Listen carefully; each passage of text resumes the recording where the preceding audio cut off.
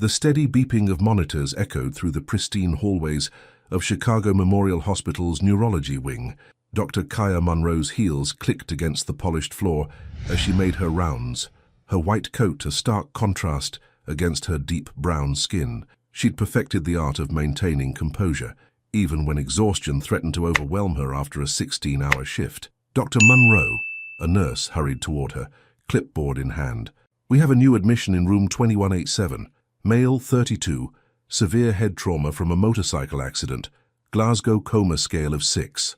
Kaya's mind immediately shifted into analytical mode, pushing aside the fatigue that had been creeping in. "Transfer the charts to my tablet. I'll review them right away." Her voice carried the authority that came from years of being the best at everything she did. The patient's room was dimly lit, the machines creating a symphony of electronic pulses. Kaya approached the bed, her trained eyes immediately assessing the situation. The man lying there seemed out of place among the tubes and wires. Strong features, well-maintained beard, the kind of face that belonged on magazine covers rather than hospital beds. "Anthony Davies," she read from his chart, her eyes scanning through the details. "Professional photographer. No pre-existing conditions. Found unconscious at Lakeshore Drive." The medical facts were clear, precise, just the way she liked them. But something else caught her attention, a leather messenger bag among his personal effects. "His sister dropped this off," the nurse explained. "Said it was with him during the accident." Kaya nodded, maintaining her professional demeanor. "When I'll need to examine it for any medical information or emergency contacts." It was protocol, after all, nothing more.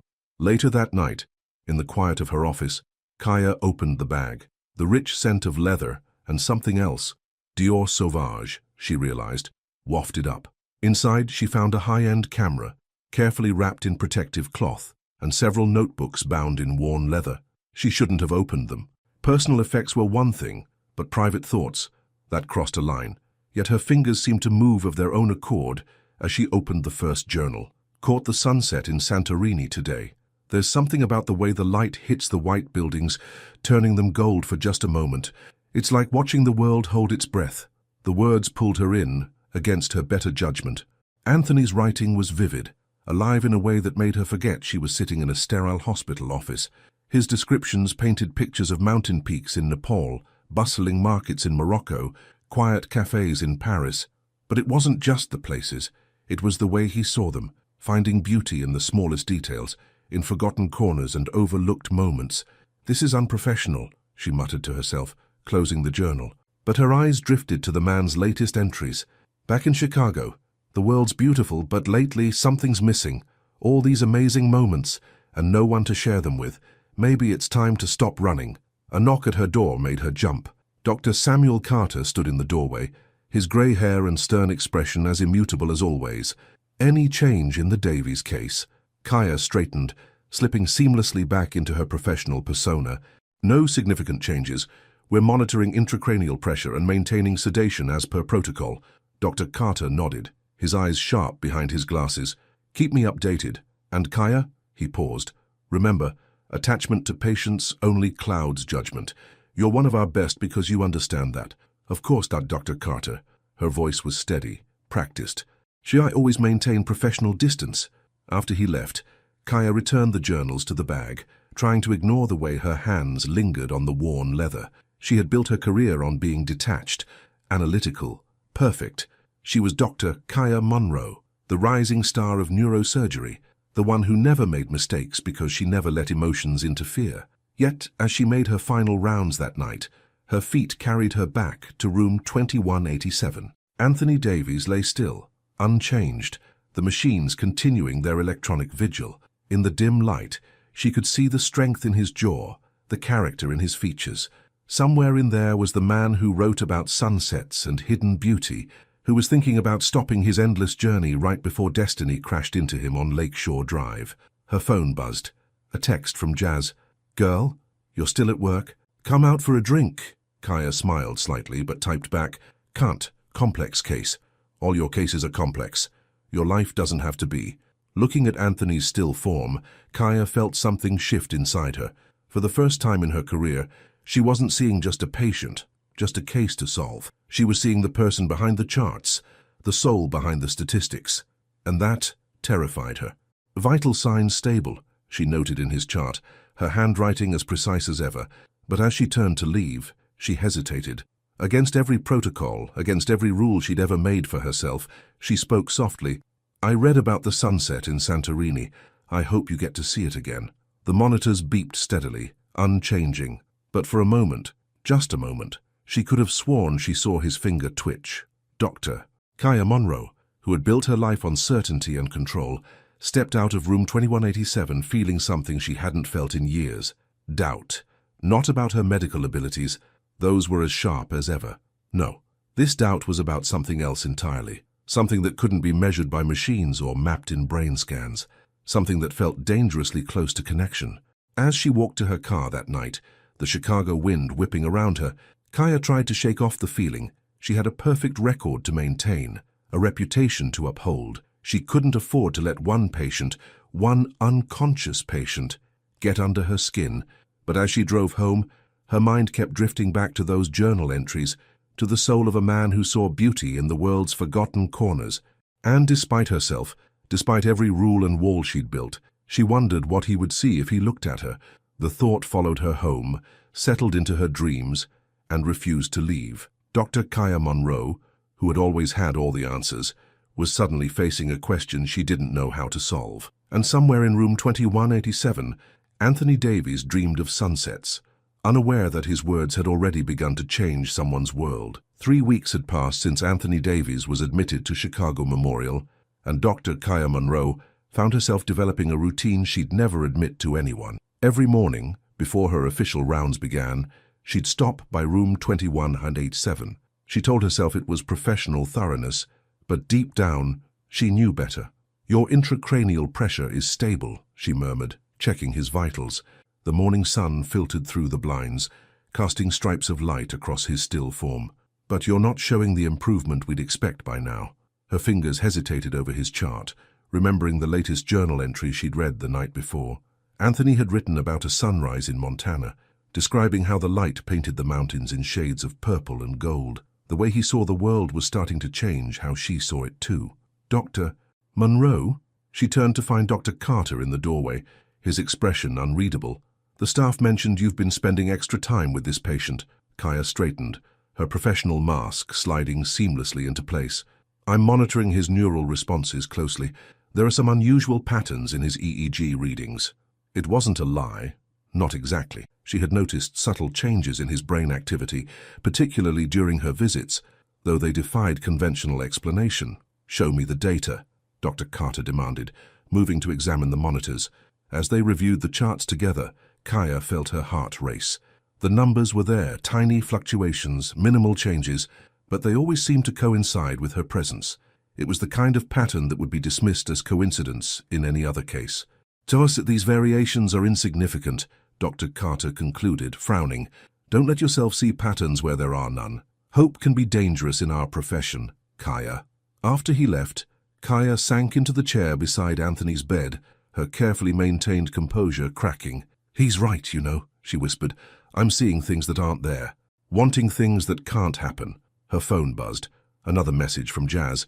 "Emergency wine and wine session tonight. No excuses." This time, Kaya accepted. She needed her friend's perspective, even if she couldn't explain everything she was feeling. Later that evening, in Jazz's cozy apartment overlooking the city, Kaya found herself curled up on the familiar purple couch, a glass of red wine in hand. The Chicago skyline glittered beyond the windows, but her mind was still in room 2187. "Okay, spill," Jazz demanded, refilling their glasses. "You've been weird for weeks, and don't give me that just work excuse." Kaya swirled the wine in her glass, watching the liquid catch the light. "Have you ever felt connected to someone you've never really met?" Jazz's eyebrows shot up. "Girl, are you online dating?" "Finally." "No, it's..." Kaya hesitated. "It's complicated. There's this patient..." "A patient?" Jazz leaned forward, her journalist instincts kicking in. "Is he hot?" "Jazz, he's in a coma." That wasn't a no. Kaya sighed, setting down her wine. "I found his journals. He's a photographer, travels the world. The way he writes about what he sees, it's like he finds beauty in everything, even the broken things." "And you're falling for him," Jazz stated simply. "That's ridiculous. He's unconscious." I'm his doctor. It's completely unprofessional and potentially unethical and you're falling for him, Jazz repeated, softer this time. Honey, when was the last time you felt anything for anyone? The question hit home. Kaya had spent so long building walls around her heart, focusing on her career, being the perfect doctor her family expected. When was the last time she'd let herself feel? It doesn't matter, Kaya insisted, reaching for her wine again. The hospital board is meeting next week to review long-term care cases. They'll probably recommend transferring him to a specialized facility. And how do you feel about that? My feelings are irrelevant. It's standard protocol. Jazz studied her friend's face. You know, for someone who saves lives for a living, you're terrified of actually living one yourself. The words stung because they were true. Kaya had always chosen the safe path, the expected route, but Anthony's journals had awakened something in her, a longing for the unexpected, for the beauty in broken things. That night, after leaving Jazz's apartment, Kaya found herself driving back to the hospital. The night shift nurses barely glanced up as she made her way to room 2187, used to her irregular hours. In the quiet of the night, with only the steady beeping of monitors for company, she pulled out Anthony's latest journal. His words about a night market in Tokyo filled the sterile hospital room with color and life. Your sister brought more of your photos today, she told his still form. The one of the old man in Venice, laughing with his granddaughter. I kept going back to it. You captured something there, not just a moment, but a feeling. She paused, watching his face for any sign of response. The board will probably move you next week. It's the logical decision. But logic doesn't explain why your brain activity changes when I'm here. It doesn't explain why I can't stop thinking about the way you see the world. A noise in the hallway made her jump. Standing quickly, she smoothed her coat and tucked the journal away. I'm being completely unprofessional, she muttered to herself, but as she turned to leave, the monitors beeped. A slight elevation in brain activity, the same pattern she'd been seeing for weeks, the one Dr. Carter dismissed. Kaya stood frozen, torn between her training and her instincts. Everything she knew about neurology told her these responses were meaningless. But everything she'd learned from Anthony's journals told her that sometimes the most meaningful things couldn't be measured. She thought about the sunset in Santorini, the mountains in Montana, the laughter in Venice. Anthony had found beauty in moments others might miss. Was she missing something now? I'll fight for you, she whispered, surprising herself with the conviction in her voice. When the board meets, I'll find a way to keep you here. There's something they're not seeing, something I almost missed too. The monitors continued their steady rhythm, but Kaya felt something shift inside her. She'd spent her career believing in what she could prove, in facts and figures and scientific certainty. Now, for the first time, she was choosing to believe in something she couldn't explain.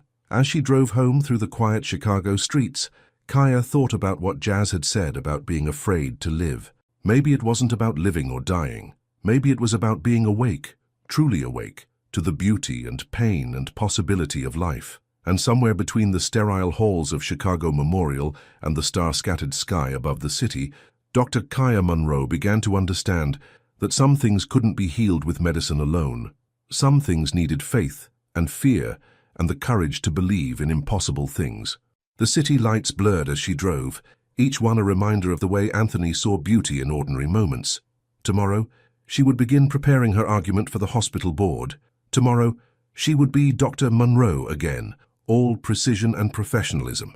But tonight, she let herself be Kaya, a woman learning to see the world through the eyes of a man who couldn't open his own. And for the first time in years, she felt truly awake. The hospital boardroom felt colder than usual as Kaya arranged her presentation materials. Morning light streamed through the floor-to-ceiling windows, offering a panoramic view of Chicago's skyline, but she barely noticed. Her mind was focused on the task ahead, convincing 12 of the city's top medical professionals that Anthony Davies deserved to stay at Chicago Memorial. Dr. Munro, Dr. Carter's voice cut through her thoughts. The board is ready, she nodded, smoothing her charcoal grey suit. Her mother had always said presentation was half the battle, and today, Kaya needed every advantage she could get. Thank you all for your time, she began, her voice steady despite her racing heart. I'm here to discuss the case of Anthony Davies, admitted 3 weeks ago following a severe motorcycle accident. The presentation was meticulous, as everything in Kaya's life had always been. She detailed the unusual patterns in his neural responses, the subtle but consistent changes in brain activity. But as she spoke, she could see the skepticism in their eyes. Dr. Munro, Dr. Elizabeth Walsh, head of the board, interrupted. These variations are minimal at best. The cost of maintaining long-term care for a patient with such limited prospects of recovery, with all due respect, Kaya cut in, surprising herself with her boldness. We're seeing responses that don't fit the typical pattern of severe coma patients. I believe belief has no place in medical decisions, Dr. Carter interjected. We deal in facts, not feelings. The words hit hard, but Kaya refused to back down. As the fact is, there are documented cases of coma patients responding to specific stimuli in ways we don't fully understand. I'm requesting 60 more days to 30 days, Dr. Walsh declared, cutting through the tension. You have 30 days to show significant improvement, or we'll proceed with the transfer to long-term care. After the meeting, Kaya stood at the window, watching the city below. 30 days. It wasn't enough time, but it was something. Dalton, that was quite a performance. Dr. Carter's voice came from behind her. I hope you know what you're doing, Kaya. Your reputation is built on my ability to see what others miss, she finished, turning to face him. I learned that from you, Dr. Carter. His expression softened slightly. Just be careful. Don't let this case become personal. But it was already personal. Had been since the moment she opened those journals. Speaking of which, later that afternoon, Kaya sat in her office, poring over Anthony's latest journal. Something had been nagging at her, mentions of a decision he was struggling with before the accident. She flipped through the pages, scanning entries from the weeks before the crash. The ring feels heavy in my pocket. It's perfect. Vintage gold, Art Deco design, exactly what she'd love. But something holds me back. Maybe because deep down, I know, Kaya's heart stuttered. A ring. He had been planning to propose. A knock at her door made her jump. A woman stood there, tall, elegant, with a grace that spoke of old money and proper upbringing. Dr. Munro, I'm Victoria Blackwell. I understand you're treating Anthony Davies. Kaya's medical training kicked in, masking her sudden unease. Yes, please come in. Your family. Victoria's perfect makeup couldn't hide her exhaustion. Not exactly. We were together before the accident. The ring, the proposal, the pieces clicked into place with a finality that made Kaya's chest tight. Of course, Kaya managed, gesturing to a chair. Please, sit down. Victoria perched on the edge of the seat, her designer handbag clutched like a shield. I've been traveling, fashion shows in Milan. I just heard. Her voice cracked slightly. How is he? Kaya delivered the medical update with professional detachment, explaining Anthony's condition, the treatment plan, the board's decision, all while trying to ignore the elephant in the room, the ring that had been weighing heavy in Anthony's pocket. He was acting strange before the accident, Victoria confided, twisting an expensive bracelet on her wrist, distant. Kept talking about making changes, finding what was missing. She looked up as meeting Kaya's eyes. I thought he was going to end things. Instead, he had an accident on his way to meet me. The revelation hit Kaya like a physical blow. The night of the accident, Anthony had been heading to either propose or break up with Victoria. Which was it? After Victoria left, Kaya found herself back in room 2187, Anthony's journal open in her lap. She read the entries again, looking for clues she might have missed. The world's full of beautiful things, but lately, I'm searching for something else. Something real. The kind of beauty that stays even when the light fades. What were you really looking for? She whispered to his still form. What answer were you going to give her that night? The monitors beeped steadily, offering no answers. But as Kaya checked his vitals, she noticed something. His heart rate had elevated slightly when she spoke, just as it had done so many times before. Her phone buzzed. Jazz calling. Kaya let it go to voicemail, knowing her friend would want details about the board meeting. But right now, she needed to think. 30 days to prove Anthony could wake up. 30 days to unravel the mystery of what he was running toward or away from, the night of his accident. 30 days to figure out why her presence seemed to affect him when nothing else did. And now, 30 days to deal with the complicated reality of Victoria Blackwell and a proposal that never happened. Kaya looked at Anthony's peaceful face, remembering his words about finding beauty in broken things. She was starting to understand what he meant. Sometimes the most beautiful moments came from the pieces of shattered plans, from the spaces between what we think we want and what we truly need. I'll help you find your way back, she promised softly. Whatever answer you were looking for that night, whatever truth you were running toward, we'll find it together. The evening sun painted the room in shades of gold, reminding her of Anthony's description of the Santorini sunset. Outside, Chicago continued its endless rhythm, but in room 2187 time seemed to move differently. In this space between sleeping and waking, between what was and what could be, Kaya Monroe was learning that some questions didn't have medical answers, and some hearts didn't need to be awake to start healing. 23 days remained on the board's deadline, and Kaya had taken to counting them like heartbeats. The early morning light was just beginning to touch Chicago's skyline as she sat in Anthony's room, reviewing his latest test results while trying to ignore Victoria Blackwell's fresh roses on the bedside table. "Your EEG readings are showing increased activity in the temporal lobe," she murmured, more to herself than to her patient, especially during music therapy. She'd started playing Hosier's Take Me to Church during her morning checks, a detail she'd learned from his journals. The song was playing softly now, filling the room with its haunting melody. A light knock interrupted her thoughts. Early as always, Dr. Monroe. Kaya turned to find Victoria in the doorway, immaculate in a cream-colored designer suit. Over the past week, these morning encounters had become an uncomfortable routine. "Miss Blackwell," Kaya acknowledged, maintaining her professional demeanor. "I was just reviewing the overnight data." Victoria moved to Anthony's bedside, her expensive perfume clashing with the hospital's antiseptic smell. "Any changes?" "There are some promising neural responses, particularly to familiar stimuli." Kaya hesitated before adding, "If you have any photos or items from your time together, they might help stimulate memory pathways." Victoria's perfectly manicured hand paused over Anthony's. "That's the thing, Dr. Monroe. We didn't take many photos together. Anthony was always behind the camera, never in front of it." She laughed softly. The irony of dating a photographer. Something about that statement nagged at Kaya. She remembered Anthony's journals, filled with self-portraits and candid shots taken with timer settings. He clearly had no aversion to being photographed. "I have a board meeting," Kaya said, gathering her files. "The nurses will be in shortly for his morning care."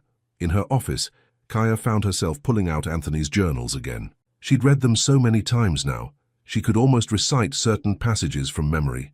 But today she was looking for something specific, any mention of Victoria. Jazz's voicemail interrupted her search. "Girl, you're ghosting me. Meet me for lunch, or I'm staging an intervention." Kaya texted back a quick agreement. She needed her friend's perspective now more than ever. Later, at their favorite cafe just off Michigan Avenue, Jazz listened intently as Kaya finally unburdened herself. "Something doesn't add up," Kaya concluded, pushing her untouched salad around her plate. In his last few journal entries, he talks about feeling trapped, about needing to be true to himself. But if he was planning to propose, unless he wasn't, Jazz suggested, her journalist's instincts kicking in. "Had you said Victoria assumed he was going to end things that night? What if she was right? But the ring, honey, people buy rings for all sorts of reasons. Sometimes the person we think we should want isn't the person we actually need." The words hit uncomfortably close to home. Hadn't Kaya spent her whole life doing what was expected, rather than what she truly wanted? Back at the hospital, Kaya found herself looking at Anthony with new eyes. What truth had he been wrestling with that night? What decision had he really made? She was checking his responses when she noticed something odd in his latest brain scans. Subtle patterns she hadn't seen before, activated during specific times of day, always when Victoria wasn't present. "Dr. Monroe?" A nurse appeared at the door. "Ms. Blackwell left some papers for you to sign. Insurance forms, I think." Kaya nodded, but her attention was caught by something else, a folder that had slipped from Victoria's designer bag, spilling photographs across the floor. As she helped the nurse gather them, one image made her freeze. It was Anthony, but not the carefree spirit from his journals. In these photos, he looked posed, constrained, his smile not quite reaching his eyes. And the dates. Kaya's heart skipped. These were all from times his journals placed him in completely different countries. "Dr. Monroe," the nurse's voice seemed to come from far away. "Are you all right?" "Yes, Kaya stood quickly, her mind racing. "Please ask Dr. Carter to review Mr. Davies' afternoon readings. I need to check something." In her office, Kaya pulled up Anthony's admission records, specifically the items found with him the night of the accident. The ring wasn't listed. She'd assumed Victoria had it, but her phone buzzed. Another text from Jazz. "Found something interesting about your patient's girlfriend. Call me." Before she could respond, Dr. Carter appeared in her doorway. "Kaya, we need to talk about the Davies case." She looked up, suddenly wary. What about it?" "The board's concerned about your level of involvement, and there are some irregularities in his girlfriend's insurance claims." Kaya's heart raced. "What kind of irregularities?" "The kind that make people nervous." He closed the door. "What do you really know about Victoria Blackwell?" The question echoed in Kaya's mind as she made her way back to room 2187 that evening. The setting sun cast long shadows across Anthony's still form as she checked his vitals one last time. "What were you really running from that night?" she whispered. "Or who?" As if in response, the monitors showed a spike in brain activity, stronger than anything she'd seen before. Kaya stared at the readings, her medical training warring with her instincts. The mystery of Anthony Davies was deepening, but time was running out. Between Victoria's inconsistencies, the missing ring, and these new medical readings, Kaya felt like she was putting together a puzzle where half the pieces were hidden in shadow. She thought about the way Anthony described photography in his journals, how sometimes the truth of an image lay not in what was shown, but in what was carefully left out of frame. Looking at his peaceful face in the fading light, Kaya made a decision. If she had only 23 days to wake Anthony Davies, she needed to understand what had really happened the night he crashed. Not just for the sake of his recovery, but because somewhere between the pages of his journals and the beeping of his heart monitor, his mystery had become intertwined with her own. The night deepened outside the hospital windows, but in room 2187, Kaya Munro began to understand that sometimes the path to healing meant first uncovering the truth, no matter how painful that truth might be. "You're not going to believe what I've found." Jazz's voice crackled through Kaya's phone as she paced her office at midnight. The Chicago skyline twinkled beyond her window, a stark contrast to the darkness gathering in her mind. "Victoria Blackwell isn't her real name," Jazz continued. "I did some digging. She's Victoria Bennett, and she's been involved in several insurance fraud cases across 3 states, always targeting wealthy men, always disappearing before charges could be filed." Kaya sank into her chair, her free hand clutching Anthony's journal. "The insurance forms Dr. Carter mentioned. Get this. She's tried to claim power of attorney for Anthony twice already. The hospital's legal department has been blocking it, but that's why she's been pushing for the transfer to long-term care," Kaya finished, the pieces clicking into place. "A private facility where she'd have more control." "There's more," Jazz added. "I found Anthony's real Instagram account, the one he actually used, not the sanitized version Victoria's been showing everyone. He was in Nepal the week she claimed they were together in the Hamptons."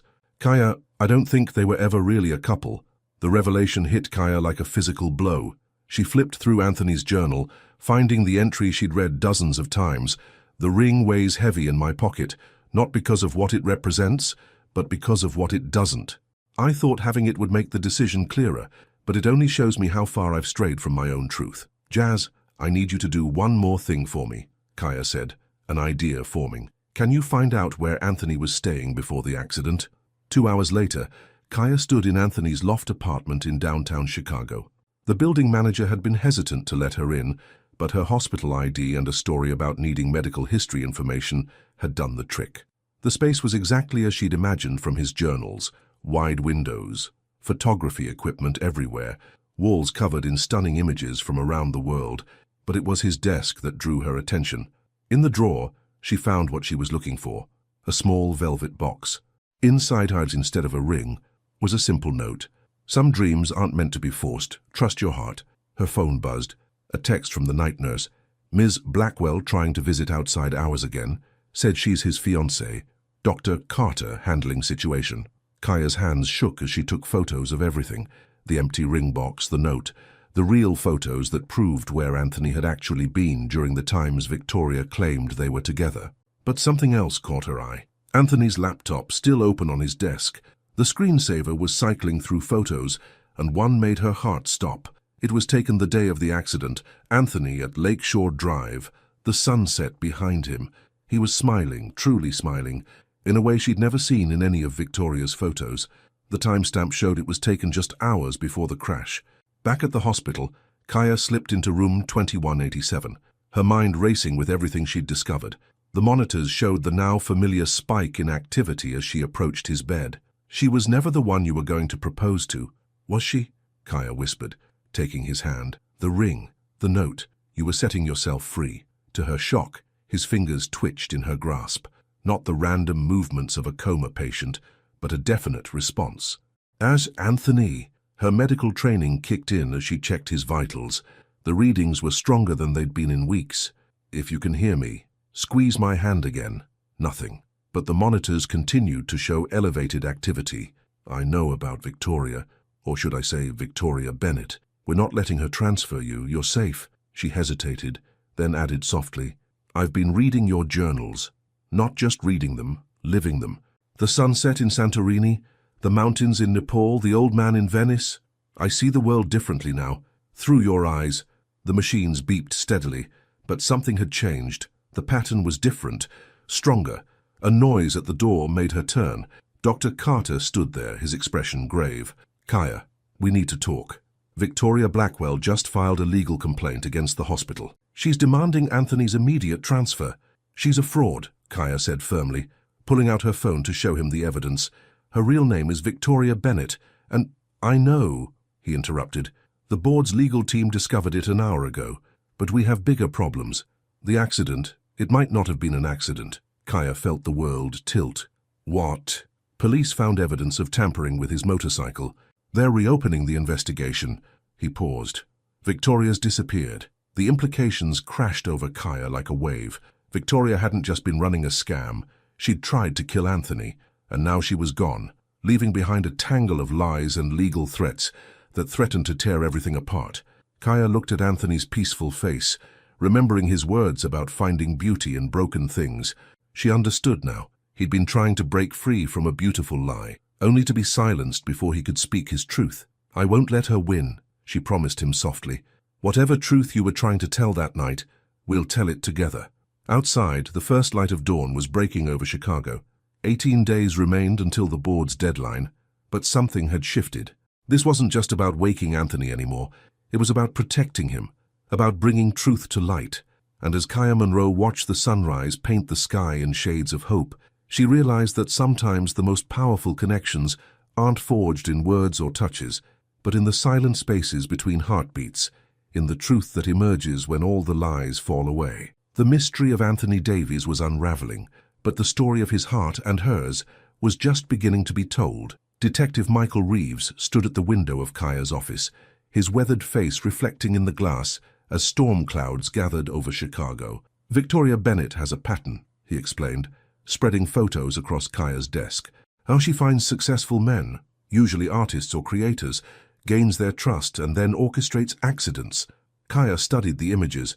3 men, all in comas, all dead within months of their accidents. Her throat tightened as she recognized Victoria in each photo, wearing different hair colors but always the same calculated smile. The difference this time, Reeves continued, is Anthony Davies. He figured something out before the accident, didn't he? His journals, Kaya said, pulling out the most recent one. The entries stop abruptly the day of the crash. But look at this. She pointed to a hastily scrawled note in the margin. USB, studio wall safe. Remember truth. Thunder rumbled outside as rain began to pelt the windows. 15 days remained until the board's deadline, and now every moment felt like a race against more than just time. I need to get back to his apartment, Kaya declared. That safe could have evidence. It's too dangerous. Reeves cut in. Bennett's still out there, and she knows you're involved. Let us handle the investigation. But Kaya couldn't wait. Not when Anthony's life hung in the balance. Not when she was finally understanding the full scope of what he'd discovered. Later that evening, after her shift, Kaya sat in room 2187, the storm raging outside matching her internal turmoil. Your heart rate's elevated today, she noted, checking the monitors. The new medication should be helping with that, but she trailed off, noticing something strange in the pattern. The spikes in his readings weren't random. They followed a rhythm, almost like Morse code, she whispered, her medical training colliding with a memory of Anthony's journal entry about learning it during a photography expedition with war correspondents. You're trying to communicate. Her hands shook as she began noting down the pattern. Short bursts, long steady beeps. It took her 3 attempts to decode the message. Danger still here. Anthony? Her voice cracked. If you can hear me, if you're really communicating. The door clicked shut behind her.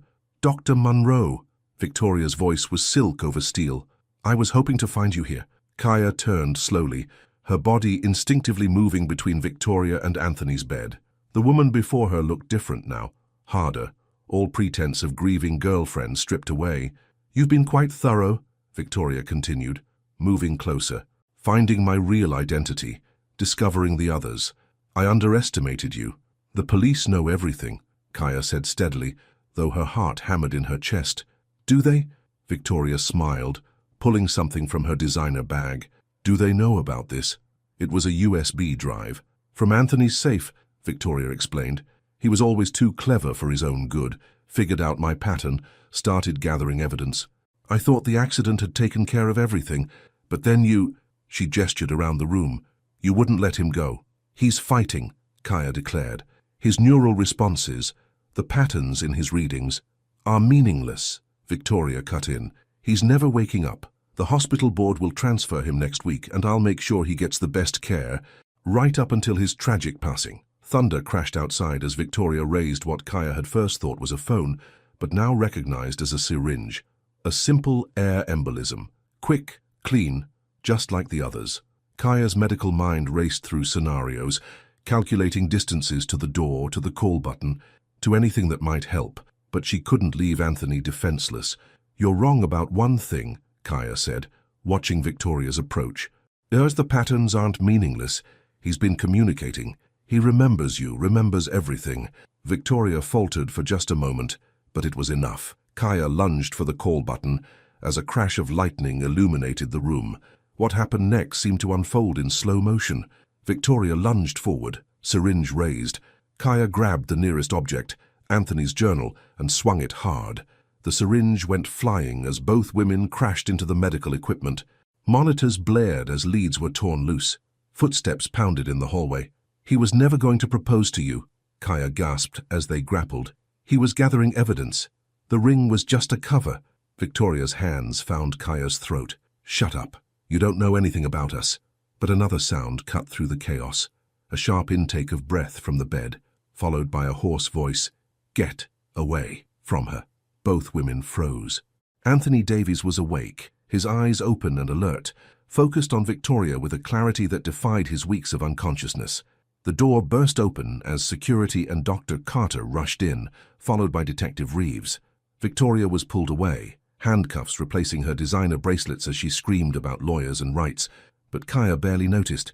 She was already in full doctor mode, checking Anthony's vitals, testing his responses. Can you tell me your name? Anthony Davies, he rasped, then added with a hint of his old humor. And you're Dr. Kaya Monroe. I've been listening. Their eyes met, and in that moment, all the words from his journals, all the silent conversations during his coma, all the truths she'd uncovered seemed to flow between them.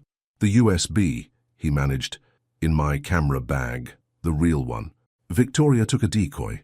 Detective Reeves was already moving to secure the evidence as Dr. Carter called for additional medical staff. The storm outside was beginning to fade, but in room 21-87, a different kind of thunder was rolling through Kaya's heart. Anthony was awake. The mystery was unraveling, but as she felt his hand grip hers with surprising strength, Kaya realized this wasn't an ending at all. It was a beginning. Thank you, he whispered, for seeing the truth, for hearing what I couldn't say. Outside the window, the storm clouds were parting, revealing a sky painted in the same colors Anthony had once described in Santorini. And in that moment, Kaya understood that sometimes the most powerful words are the ones spoken in silence, and the deepest connections are forged in the space between sleeping and waking, between what is lost and what is found. The monitor beeped steadily, but this time it wasn't a code or a hidden message. It was simply the sound of a heart beating stronger with each passing moment, finding its way back to life, back to truth, back to love. Dawn painted Chicago's skyline in soft pastels as Kaya reviewed Anthony's latest test results. 3 days had passed since his dramatic awakening, and his recovery was defying every medical expectation. The morning light streaming through his window caught the silver specks in his eyes as he watched her work. Your neural responses are remarkably strong, she noted professionally, though her heart skipped when their eyes met. "Any headaches or memory issues?" "Only the good kind of aches," he replied, his voice growing stronger each day. "And my memory." He paused, studying her face. "I remember your voice. Reading to me about Santorini." Kaya felt heat rise to her cheeks. "That was unprofessional of me. Reading a patient's private journals, definitely." His smile turned thoughtful. "But I'm glad you did. You saw the real me when Victoria was trying to erase me." Detective Reeves had spent hours questioning Anthony the day before. The USB from his camera bag had contained months of evidence, photos, documents, bank records showing Victoria's pattern across multiple states. She'd targeted wealthy artists, drawn to their sensitivity and creativity, seeing them as easy marks. But Anthony had seen through her. "I knew something was wrong," he explained now, shifting to sit up straighter in his bed. "The inconsistencies in her stories, the way she tried to isolate me from my work. The ring was her idea, pushing for commitment while I was pulling away. That's when I started investigating." "And the accident?" Kaya asked softly, perching on the edge of his bed despite herself. "I was heading to meet Detective Reeves that night, had everything documented on that USB." He reached for his water, and Kaya noticed how his hand trembled slightly. Without thinking, she steadied it with her own. The touch sent electricity through both of them. "Dr. Munro," he murmured, not letting go of her hand. "Kaya, you saved my life twice. Once from Victoria, and once from the darkness itself." "I was just doing my job," she deflected, but her voice wavered. "Was it your job to understand my soul through my journals, to see the world through my eyes?" His grip tightened slightly. "Trying to make my heart rate spike every time you entered the room." "That was autonomic response to familiar stimuli," she said automatically, making him laugh.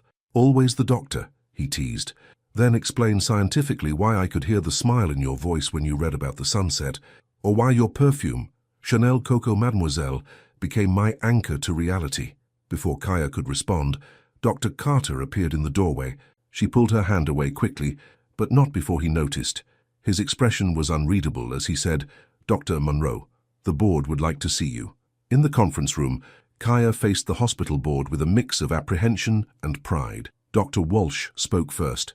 "Your handling of the Davies case has been unconventional, but effective," Dr. Carter added, surprising Kaya with his support. "Her methods may have been unorthodox, but they not only facilitated Mr. Davies' recovery, but also helped uncover a serial criminal. Nevertheless," Dr. Walsh continued, "there are concerns about the level of emotional involvement." "With all due respect," Kaya interrupted, finding strength in her certainty, "my emotional involvement is what helped me see what others missed. Sometimes healing requires more than just medicine." Later that evening, Jazz brought dinner to Kaya's office. Her friend had been covering the Victoria Bennett story and had barely left the hospital herself. "Girl, you've got it bad?" Jazz observed, watching Kaya pick at her food, "and from what I hear, he's just as smitten." "It's complicated," Kaya sighed. "He's still my patient." "For about 12 more hours," Jazz pointed out. "He's being discharged tomorrow. Then he's just a guy who fell for the doctor who saved his life. Pretty romantic, if you ask me." Kaya thought about the board's warnings, about her careful career plans, about all the walls she'd built around her heart. But she also thought about Anthony's words in his journal. "Sometimes the most beautiful moments come when we let go of the picture we planned and embrace the one that develops naturally." Making her evening rounds, she saved room 2187 for last.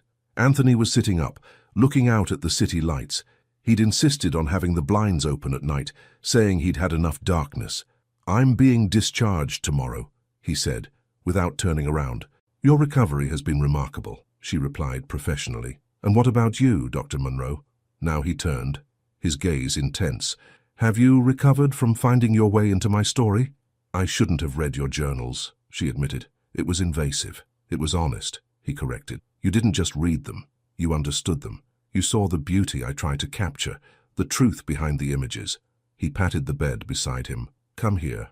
I want to show you something." Against her better judgment, Kaya sat down. Anthony pulled out his phone, returned along with his other belongings, and pulled up a photo. It was the Chicago skyline at sunset, taken the day of his accident. "I was trying to capture hope that day," he explained. "The moment when light changes everything. I thought I was photographing an ending, my escape from Victoria's web of lies. Instead," he looked at her meaningfully, "it was a beginning. Anthony, I have months of physical therapy ahead, he continued. Need to rebuild my strength, probably learn to handle a camera again, but there's something else I need to relearn first. What's that?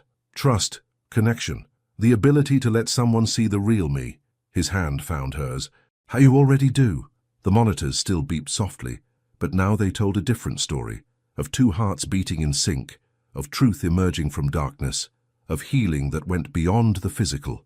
I'm still your doctor, Kaya whispered, even as her fingers intertwined with his.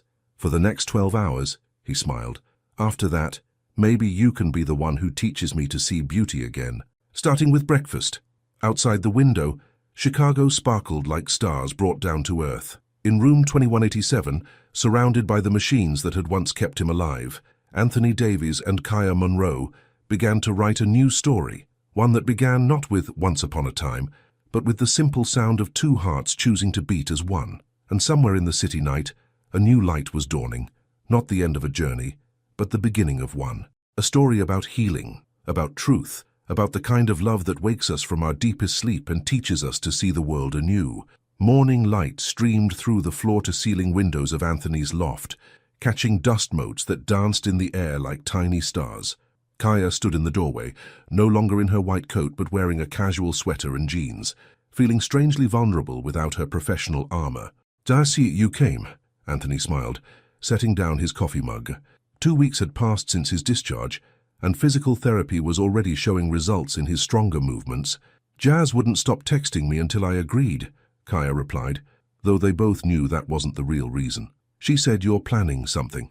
"A photo shoot," he confirmed, gesturing to his cameras arranged on the kitchen counter.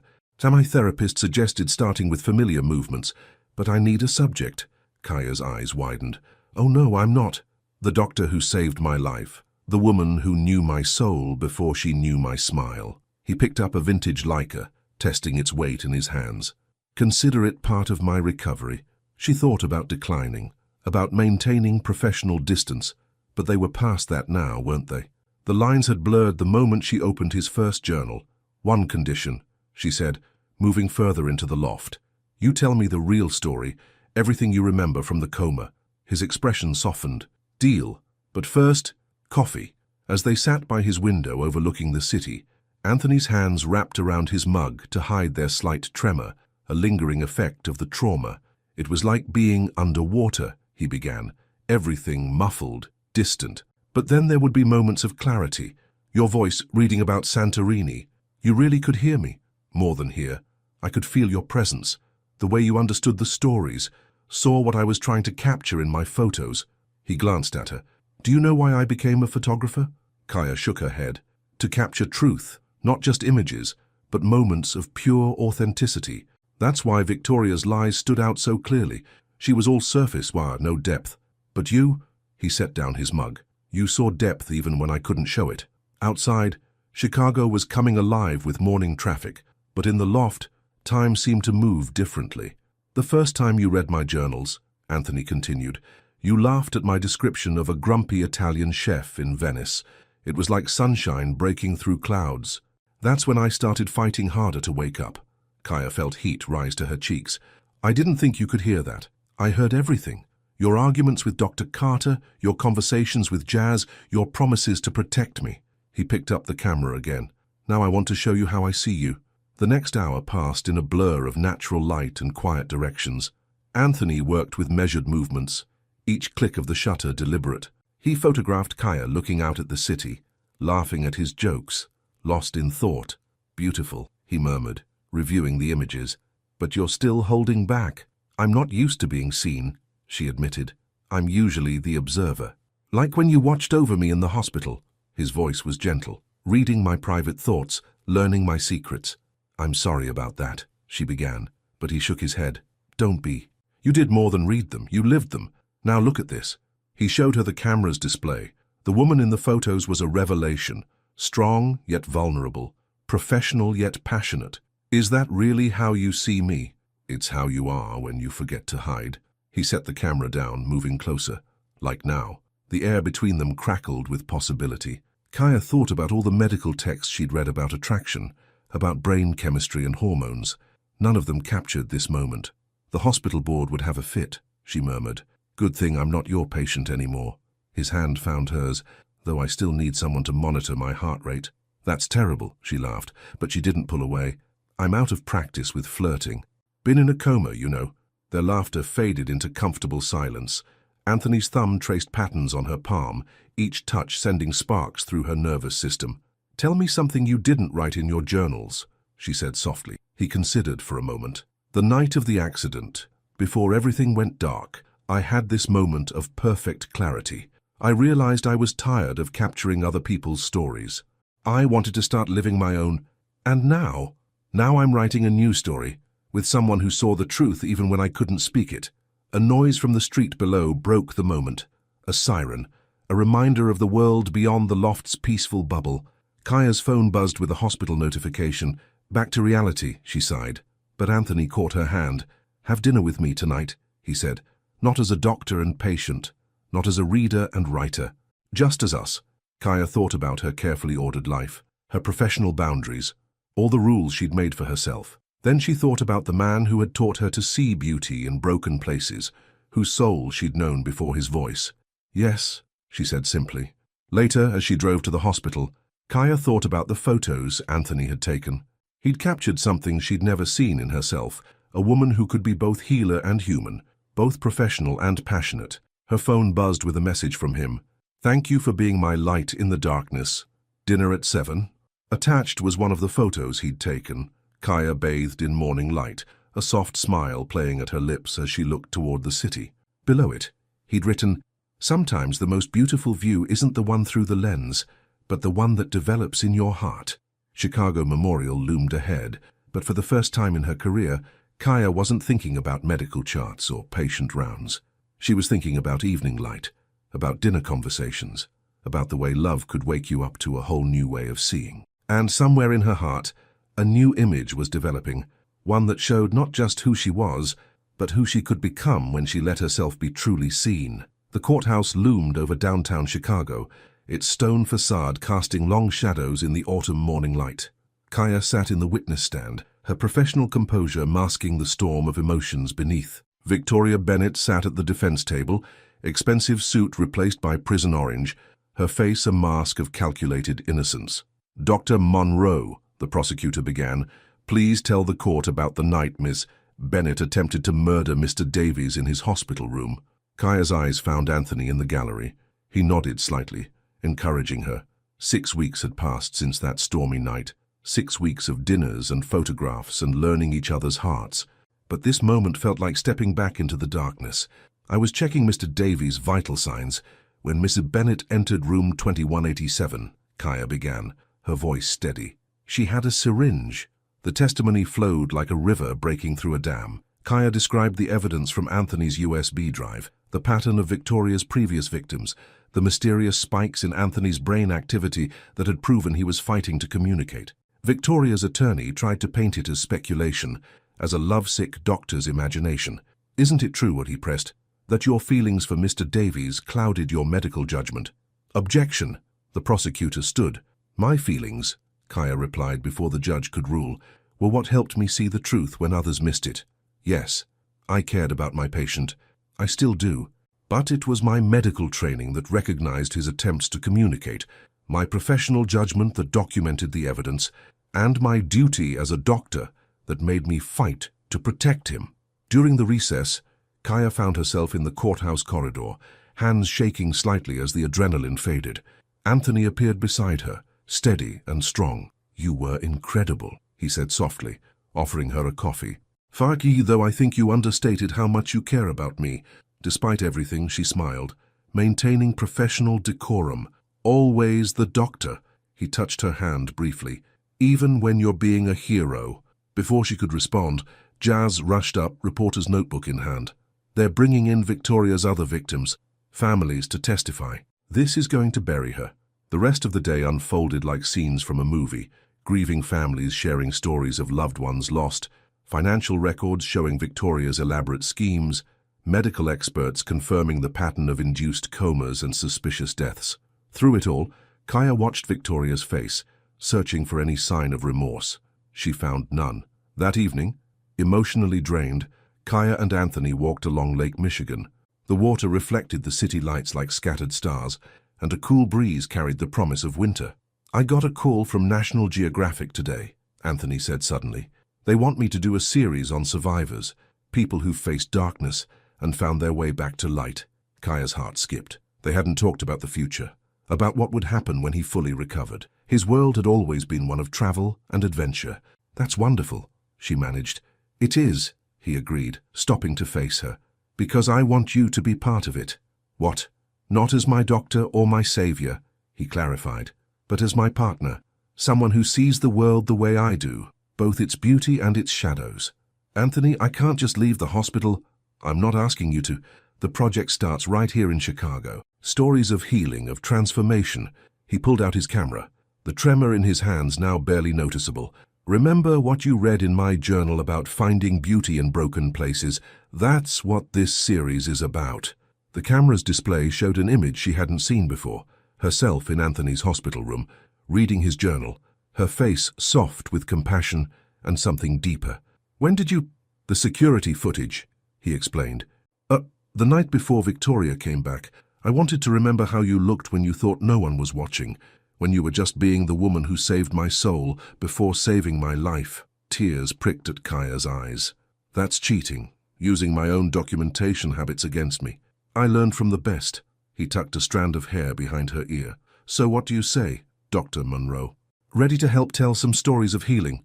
Before she could answer, both their phones buzzed, news alerts about the trial.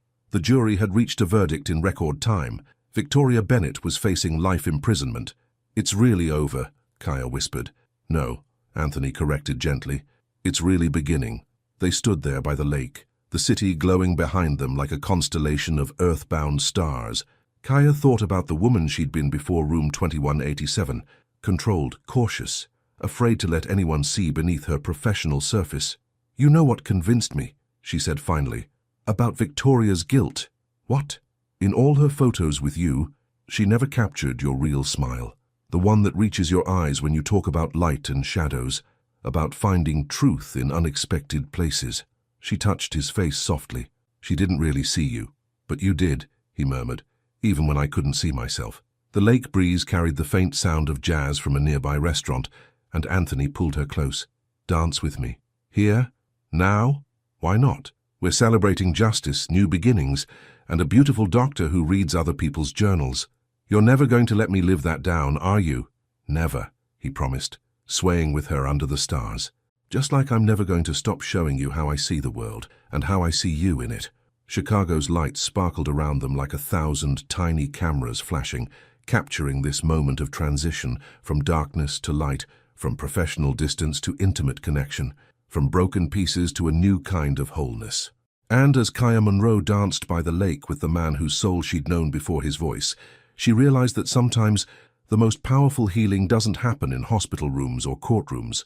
It happens in the space between two hearts, learning to beat in sync, in the quiet moments when we let ourselves be truly seen, in the courage it takes to step out of our carefully constructed frames and into a picture we never expected to be part of, but one that somehow turns out to be more beautiful than anything we could have planned.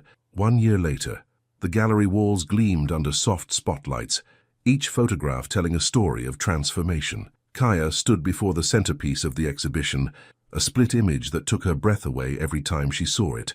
On the left, Anthony in his hospital bed, surrounded by machines. On the right, the same angle, but now he stood by the window of room 2187, camera in hand, bathed in morning light. "Still getting used to being on that side of the lens?"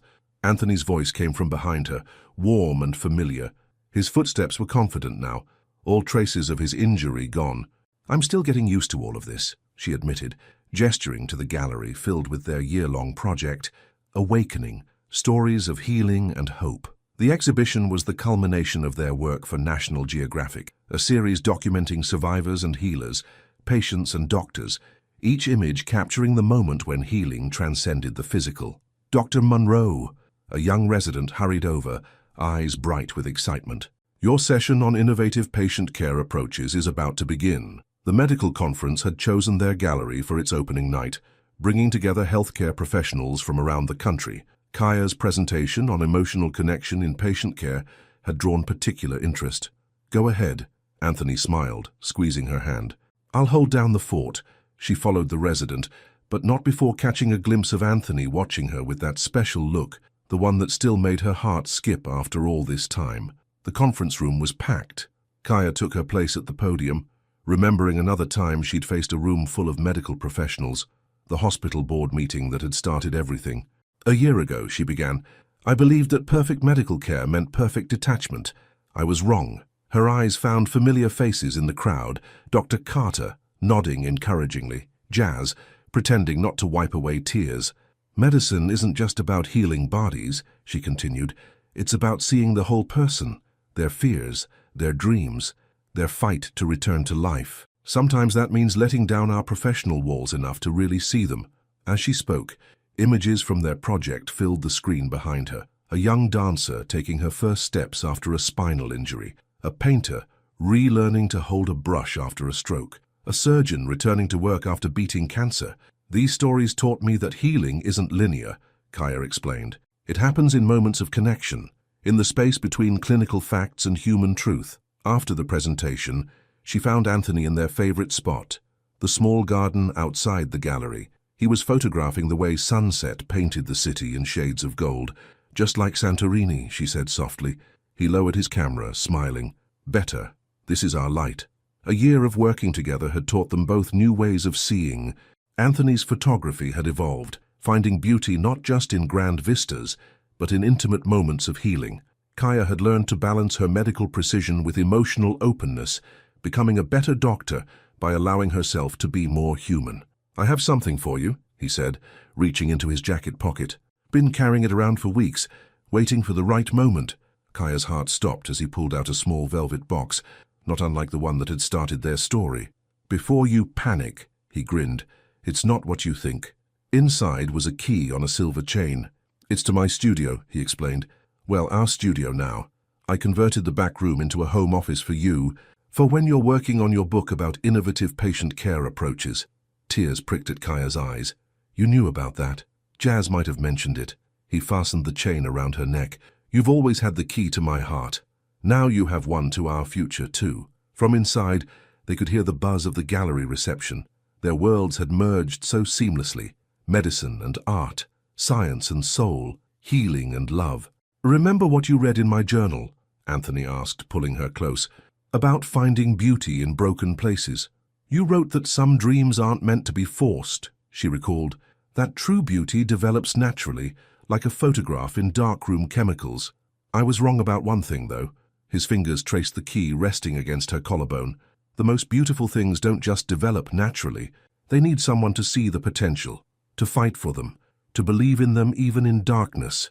Like a certain doctor reading journals to a coma patient, like a certain doctor saving more than just my life." The setting sun painted them in shades of gold and shadow, much like the photograph that still hung in room 2187, a reminder of where their story began. But this wasn't an ending. It was another awakening, another moment of seeing truth in unexpected places.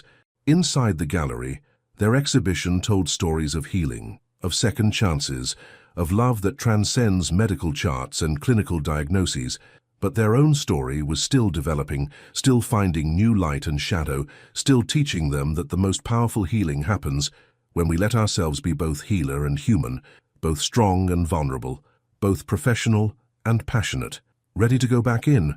Anthony asked, but Kaya held him there a moment longer. "Just memorizing this," she said softly. "Like one of your photographs." "Better," he smiled, touching his forehead to hers. "Like one of our stories."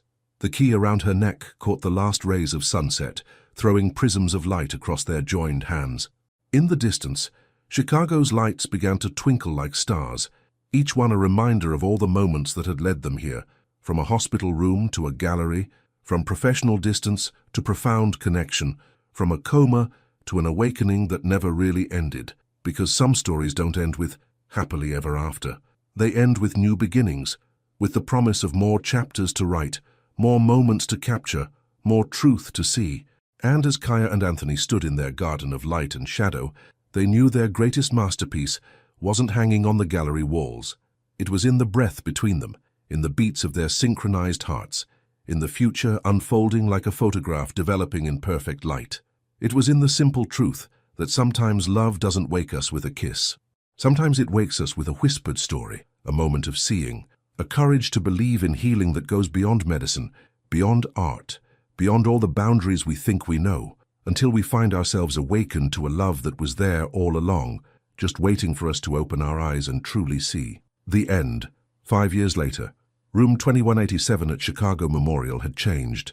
The medical equipment was new, the walls freshly painted, but the photograph still hung there, Anthony in his hospital bed alongside his awakened self by the window. Below it, a small plaque read, "Where Healing Meets Hope, the Monroe Davies Center for Innovative Patient Care." Kaya stood in the doorway, her white coat pristine as always, but now with Dr. Kaya Monroe Davies, head of neurology, embroidered above the pocket. Her book, Beyond Medicine, The Art of Healing, had revolutionized patient care approaches across the country, leading to the creation of this specialized wing. Ready for the next group? Anthony appeared beside her, camera bag slung over his shoulder. His latest National Geographic series, Healers, had earned him international acclaim, documenting medical miracles and the human spirits behind them. Almost, she smiled, touching the key that still hung around her neck, now accompanied by a simple gold wedding band. Just remembering, they'd been married in this room 3 years ago, transforming the space that had first connected them into a symbol of their future. Dr. Carter had walked Kaya down the aisle while Jazz, now a Pulitzer-nominated journalist for her coverage of medical reform, had been her maid of honor. Victoria Bennett remained in prison, but her case had led to increased scrutiny of long-term care facilities and patient advocacy. Some beauty had emerged even from that darkness. "The students are going to love your lecture," Anthony said, adjusting his camera settings. Every month they taught a joint seminar on the intersection of medical care and human connection, sharing their story with new generations of doctors. "Our lecture," Kaya corrected, taking his hand. "We're still writing this story together." Through the window, Chicago's skyline gleamed in the morning light, as bright and full of promise as their first sunrise together. In the garden below, the plaque on their favorite bench caught the sun. "For those who heal and those who see, for every soul waiting to awaken, for love that guides us home." And in room 2187, where their story began, two hearts continued beating in perfect sync, forever awakened to the truth that some kinds of healing can only be measured in love. The end. Imagine that you too were in a coma and, like Anthony, you could hear everything around you. Who would you like to be there, reading stories, sharing moments and fighting for your life? That special person who would make your heart beat stronger even in the dark, giving you the strength to wake up. Your participation in the channel is very important. Please leave your opinion in the comments. Thank you so much for watching until the end. If you enjoyed this story, don't forget to subscribe to the channel, leave a like, and comment your thoughts. Your participation is very important to us. See you next time.